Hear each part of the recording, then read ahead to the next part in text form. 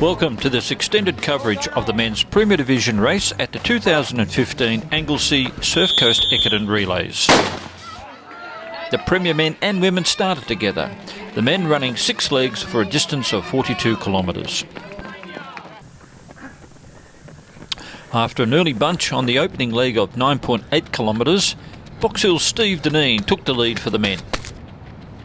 Then it was Jordan Nelson of Knox, Zach Newman of Melbourne Uni and Geelong's Julian Spence.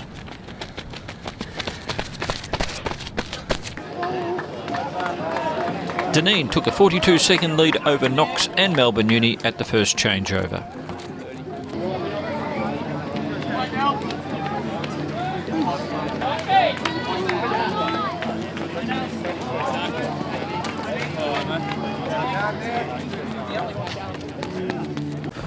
Will Potter for Box Hill, the second leg being 8.8 kilometres.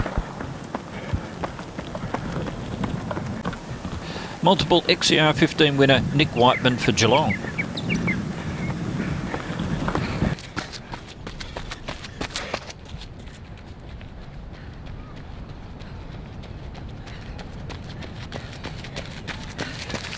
Victorian 1500 metre champion Martin Mashford for Melbourne Uni. Sam Crowther of Knox. Whiteman just got to the changeover ahead of Box Hill.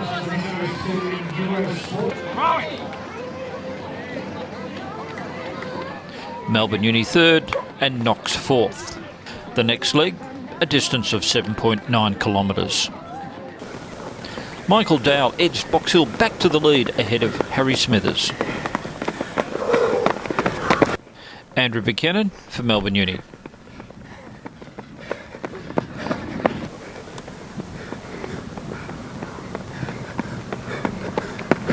It was Smithers who ran the back half strongest to give Geelong a handy buffer.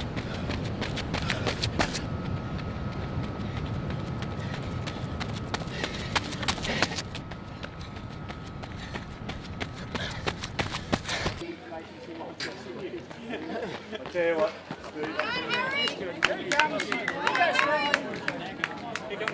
Come on, Michael! Go, Michael! Buchanan and Dowell for a close changeover. Victorian steeplechase champion Craig Appleby next for Knox. Leg 4 was 6 kilometres as Box Hill was back in the lead thanks to Dion Finiciaro. Then Mark DeCampo for Geelong.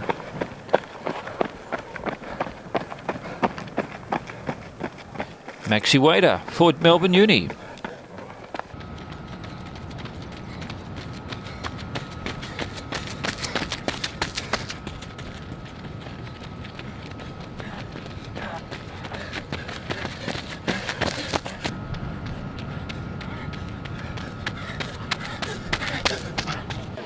Finiciaro opened up the lead over the last kilometre as James O'Connell headed out for the 5.2 kilometre leg.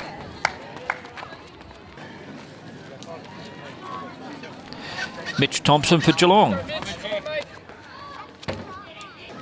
Melbourne Uni's Paul Munro.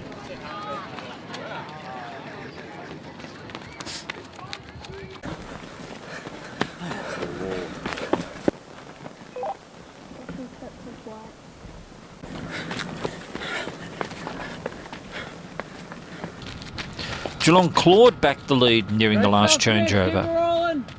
Go, go, go. You're tough, Mitch.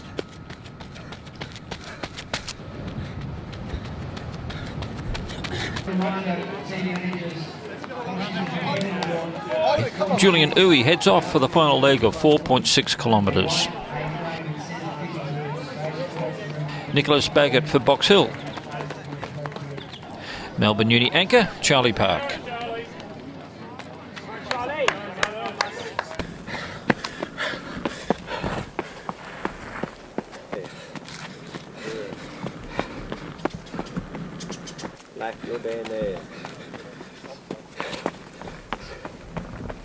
Uwe increased the lead.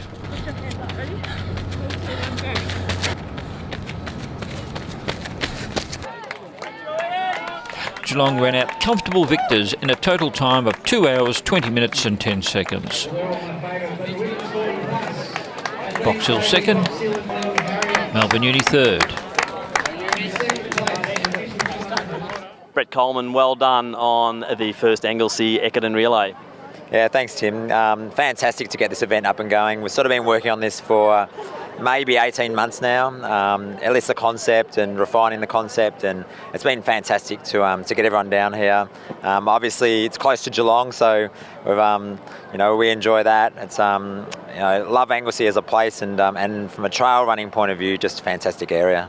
Just touching on that, we do road running, we do cross-country running, but this really is a trail race, isn't it?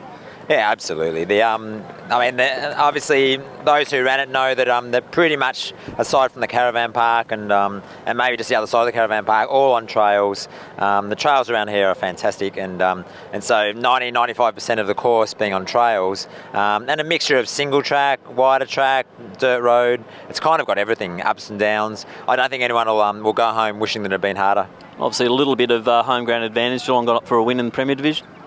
Yeah, I must say I wasn't part of that, but I was quite ecstatic. It's very nice to get a win on home ground. It was always going to be touch and go. I think. I spoke to Ian Sloan from Box Hill at the start, and it sounded like it would be relatively evenly matched, and that proved to be the case. But it's certainly great for us to get a win on home soil. Moving to 216, we are looking to have this back on the calendar. Will there be any changes, do you think? I expect that we'd retain most of these courses. I don't think there'll be any huge changes. We'll all sit down and debrief and work out what worked well, what didn't work quite so well. But I think overall, in terms of the overall structure, I think we'll keep that pretty much the same. Congratulations, Brett, and well done on all the work and effort you put into this event. Thanks, Tim, and thanks to the support of AV for putting it on and having the faith in us to come down and put an XCR around here in Anglesea. And here are the top 8 results for the men's Premier Division. Stay tuned to Athletic TV for more athletic action.